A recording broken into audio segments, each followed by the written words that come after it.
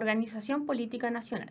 Posterior a la independencia de Chile, la pregunta esencial era ¿cómo constituimos una república? ¿Qué república vamos a querer?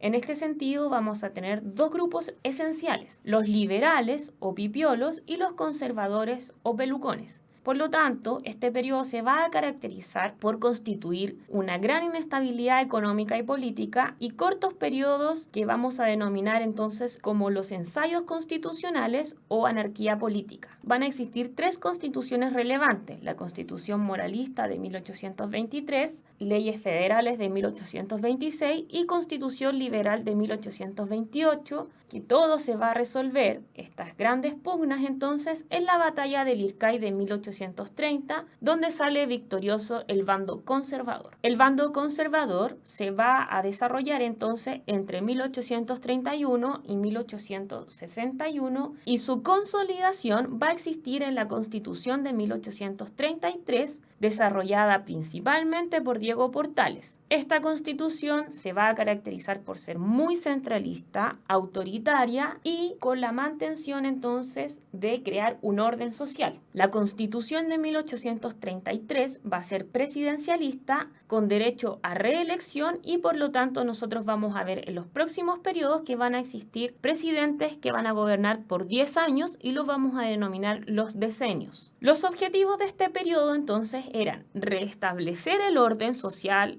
estabilizar la economía debido a las guerras de independencia y consolidar una nueva soberanía nacional. Por lo tanto, se van a conquistar nuevos territorios, sobre todo al sur de Chile. En términos económicos va a existir una apertura. En Europa se desarrollaba un proceso de industrialización basado en el modelo capitalista. Uno de sus principales ideólogos era Adam Smith. Estos productos, esta industrialización que se desarrollaba en Europa, requería de crear nuevos mercados comerciales. Por lo tanto, América va a constituir una importancia en torno a la explotación de materias primas, pero también para comprar productos manufacturados. Esta economía se va a caracterizar por mirar hacia afuera y por introducir capitales extranjeros. Como mencioné anteriormente, importación de bienes manufacturados y el desarrollo de la industria europea, y en América Latina la exportación de materias primas. Por lo tanto, se va a generar una gran intensificación y crecimiento que se va a denominar hacia afuera, que en este periodo se va a desarrollar entonces la explotación del salitre, donde hay un gran aumento de la inversión extranjera, y este aumento de la inversión extranjera también va a hacer que se aumenten los recursos fiscales, los cuales se van a invertir en cultura y sociedad también. Respecto de los yacimientos salitreros, nosotros vamos a establecer que entre 1870 y 1910 va a existir un ciclo de apogeo del salitre, caracterizado, como mencioné, por capitales extranjeros y privados. Uno de los ingleses más conocidos es John Thomas North.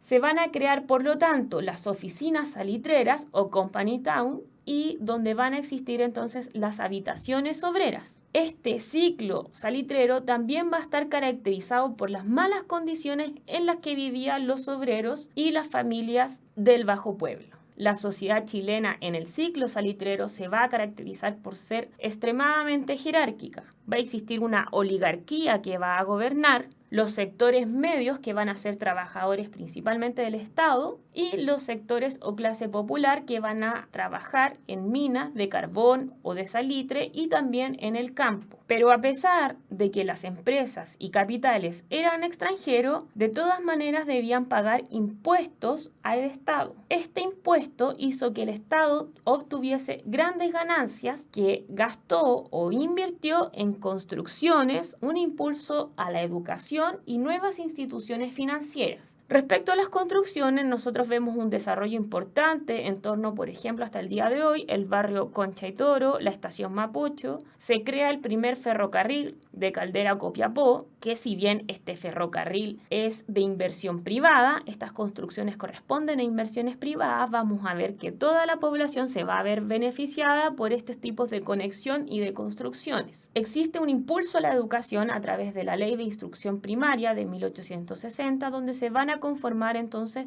nuevos establecimientos educacionales y se van a desarrollar nuevas instituciones como el Banco de Chile y la Bolsa de Valparaíso y Santiago.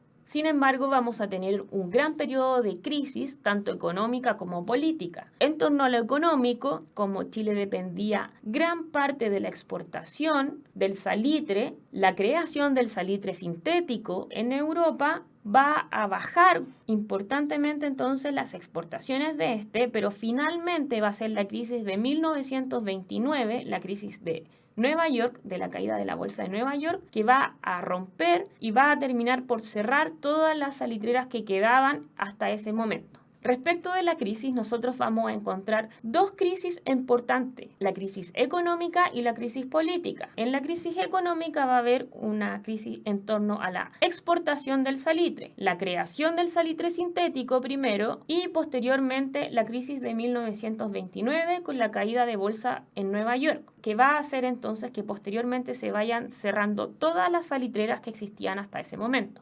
En torno a la política, nosotros vamos a tener una gran crisis por la ineficiencia política del Parlamento bajo la concepción o bajo lo que estaba ocurriendo en el pueblo, que era la cuestión social. Grandes hacinamientos, pobreza, muerte que no estaban controladas y no existían leyes para la protección de los trabajadores.